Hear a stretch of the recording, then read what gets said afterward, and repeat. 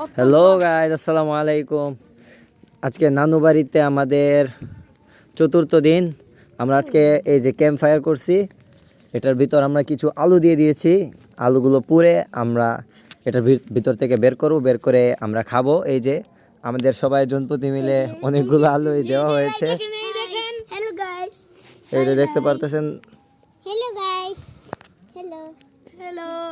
এই যে অন্ধকারে দেখা যাচ্ছে না, এটা আমার মামা। এটা কালো। এই যে দেখেন, এটার ভিতরে আলুগুলো আছে, অনেক ভিতরে, আমি দেখাতে পারবো না। এই যে দেখেন, ধোঁয়ায় আকাশ ভরে যাচ্ছে। এই যে দেখুন, আমরা অনেকটা আগুন লাগিয়েছিলাম। কালকে সকালে মেঘ হবে। দেখুন বন্ধুরা, যত পরিমাণ আমরা ধোঁয়া দিয়েছি, মনে হয় কালকে সকালে আসমান মেঘে ভরে থাকবে। অনেক পরিমাণ ধোঁয়া উপরে চলে গেছে। প্রায় ঘন্টাখানেক ধরে আমরা আগুনটা জ্বালিয়ে রেখেছি। আপনাদেরকে লাস্টে দেখাবো আলুগুলা কেমন হয়েছে আর খেতে কেমন ছিল, সেটাও আপনাদেরকে বলে দিব। আপনারা থাকুন।